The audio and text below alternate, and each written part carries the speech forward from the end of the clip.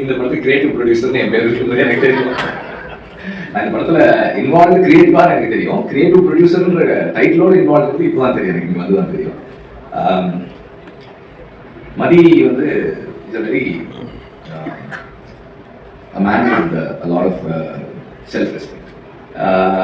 எப்படின்னா எதையுமே வந்து he doesn't take it for granted.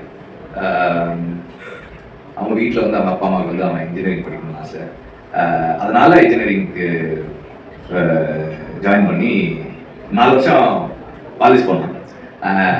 அதுக்கப்புறம் சினிமா போனோம்னப்போ நீ டிகிரி வாங்கினா போகலாம். எத்தனை அரியர்ஸ் இருந்தது அப்போ? ஓகே, மொத்தமா 10 அரியர்ஸ் இருந்தது. சரி நான் முடிச்சா போகலாமா அப்படின்னு கேட்டப்போ போ அப்படின்னு சொல்லியிருக்காங்க. அந்த அதே அந்த வித்தின் த 4th இயர் அந்த எல்லா அரியர்ஸும் கிளியர் பண்ணிட்டு இப்போ நான் சினிமாவுக்கு போறேன்.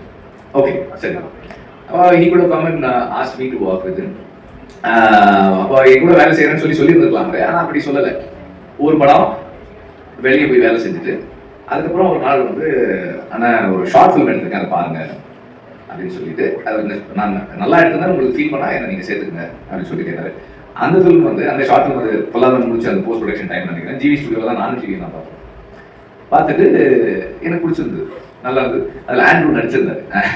ஆண்ட்ரூ நல்லா ஒன்றா ஒர்க் பண்ணிருந்தது, அவர் நடிச்சிருந்தார், பிடிச்சிருந்தது. அப்போ நான் சொன்னேன் சரி எனக்கு பிடிச்சிருப்பா நீ வந்து ஒர்க் பண்ண அப்படின்னா. அதுக்கப்புறம் ஹீ ஒர்க் பண்ணி ஆடுகளம்ல வந்து எப்படி விக்ரம் சுகுமார் வந்து ஸ்கிரிப்ட் டயலாக் ஷூட்டு டப்பிங்கில் ஒர்க் பண்ணாரோ அது மாதிரி வந்து மதியம் வந்து எடிட்டிங் அண்ட் போஸ்ட் ப்ரொடக்ஷன். இவங்க கான்ட்ரிபியூஷன் இல்லைன்னா அந்த படம் வாட் இட் இஸ் டுடேன்றது அது அது அவங்களோட கான்ட்ரிபியூஷன் தான் அது இன்னைக்கு என்னவா அது வந்து சேர்ந்ததோ அது வந்து சேர்ந்தது. அந்த அளவுக்கு டெடிகேட்டடாக ஒர்க் பண்ணக்கூடிய ஒரு பர்சன். அதுக்கப்புறம் வந்து செல்ஃபி ஹேப்பன், செல்ஃபி நிறைய சேலஞ்சஸ் எல்லாம் முடிச்சு and through out the journey என்னன்னா எப்பவுமே வந்து ஒர்க் பண்ணுறதுக்கும் ஒரு ஒரு ஒரு டீம் பர்சனா இருந்து டீமுக்குள்ள கான்ட்ரிபியூட் பண்ணுறதுக்கும் வந்து எப்பவுமே தயங்காத ஒரு பர்சன். அண்ட் எல்லா படமுமே வந்து அந்த நான் பண்ற எல்லா படத்துலையுமே வந்து எங்களுக்கு வந்து ஃபைனல்னு வரும்போது வந்து அது வந்து ஒரு அந்த கடைசி நேரத்தில் போட்டு எல்லாரையும் கூப்பிட்டு போட்டு காமிச்சு டிஸ்கஸ் பண்ணி இது என்ன ஒர்க் ஆகுதா ஒர்க் ஆகலையா அது பெரிய டிஸ்கஷன் நடக்கும். ஸோ அந்த மாதிரி எப்போதுமே கூட ஒர்க் பண்ணி அதே மாதிரி மனசு படுறத எந்த ஹெசிடேஷனும் இல்லாமல் சரினா சரி தப்புனா தப்புன்னு சொல்லக்கூடிய ஒரு பர்சன். ஸோ அப்படி விடுதலையில் வந்து he was with me and விடுதலை ஃபர்ஸ்ட் பார்ட்ல அந்த ட்ரெயின் சீக்வன்ஸ் ஷூட் பண்ணும்போது he was working for that shoot. அதுக்கப்புறமா போஸ்ட் ப்ரொடக்ஷன்லையும் இருந்தார். ஸோ அந்த நேரத்தில் எல்ரைட் சாருக்கு வந்து மதியோட இன்ட்ரோடக்ஷன், மதி ஒர்க் பண்ணுறதெல்லாம் பார்க்குறாரு. மணியும் எல்ரைட் சாரும் வந்து they are very impressed. அவருடைய கான்ட்ரிபியூஷன் அண்ட் இப்போ எல்லாம் சொன்னாங்க ரொம்ப பேச மாட்டாங்க, அதெல்லாம் நல்லா பேசுவாங்க.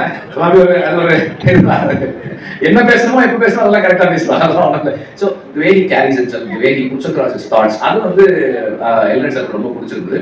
அப்போ ஒரு தடவை பேசும்போது சார் நான் நல்ல பையனா இருக்கேன் சார், ஏதாவது ஸ்கிரிப்ட் அப்படி ஒரு நல்ல ஒப்பீனியன் இருக்கு அப்படின்னும் போது அவன் Mathi was working for his film. ஒரு நாளைக்கு 10 நிமிஷம் உட்காந்து நினச்சிக்கிட்டே இருக்கேன். மே 14 வரைக்கும் நேற்று கூட நைட்டு மட்டும் பேசினேன். இப்போ எங்கள் வீட்டுக்கு போனால் ஒரு பேர் பேச வேண்டிய என்ன எப்படி இருக்கீங்க சாப்பிட்டீங்களான்னு ராஜாண்ணே ரொம்ப நன்றிங்க நீங்கள் வந்திருக்கு.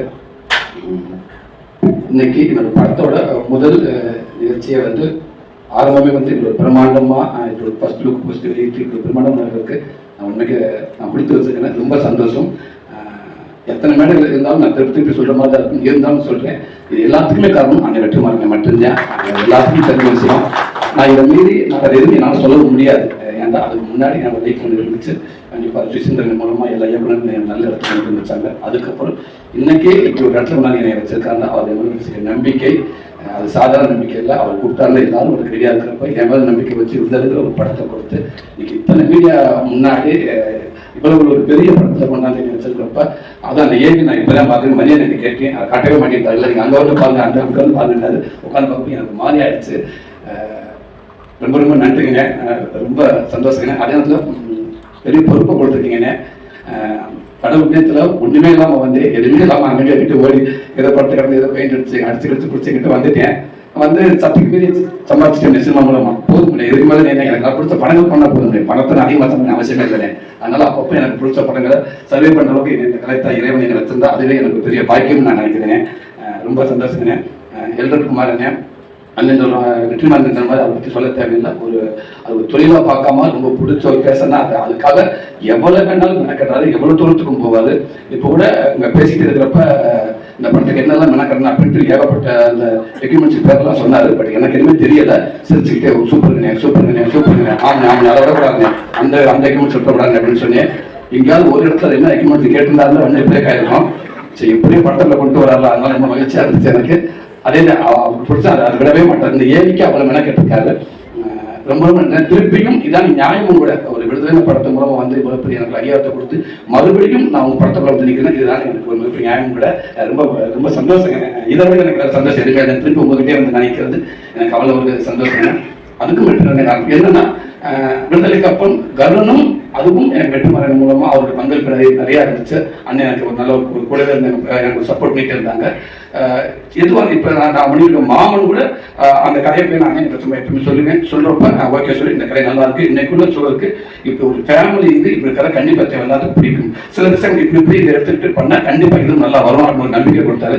அதுக்கப்புறம் தான் வந்து நான் குமார் சார்ட்ட சொல்லி இயக்குனர் பிரசாந்த் பாண்டியத்தை சொல்லி அந்த ப்ராஜெக்ட் வந்து இன்னைக்கு ரொம்ப சூப்பராக ரொம்ப நல்லாவே இருந்திருக்கிறாங்க. எப்பவுமே அண்ணன் கூட இருந்துகிட்டே இருக்காங்க. மதியண்ணே வெற்றிமாறன் சொல்லி பார்த்துருக்கேன். ஒரு நல்ல ஒரு சின்சியரான ஒர்க்கர்ஸ் அவரை நான் பார்த்துட்டே இருக்கேன். இப்போ அதே மாதிரி அவங்க சொன்ன மாதிரி இந்த கதை ரெடி பண்ணிட்டு அவங்களுக்குள்ள இவ்வளவு நடந்துகிட்டே இருந்தது ரொம்ப ரொம்ப நல்லாவே. சமீபத்தில் என்னை கூப்பிட்டு இந்த கதையை சொல்லிட்டு அதே நேரத்தில் நீங்கள் தான் நல்லா இருக்குன்னு வெற்றி சார் சொன்னார் அப்படின்னு சொன்னார். குமார் சாரும் குமார் சாரும் சொன்னாங்க அப்படின்னு சொன்னார். அப்படின்னு ரொம்ப சந்தோஷம் அப்படின்னு இன்னைக்கு ஒரு சூப்பர் கதையில கொண்டு வந்து என்னை உட்கார வச்சிருக்காரு.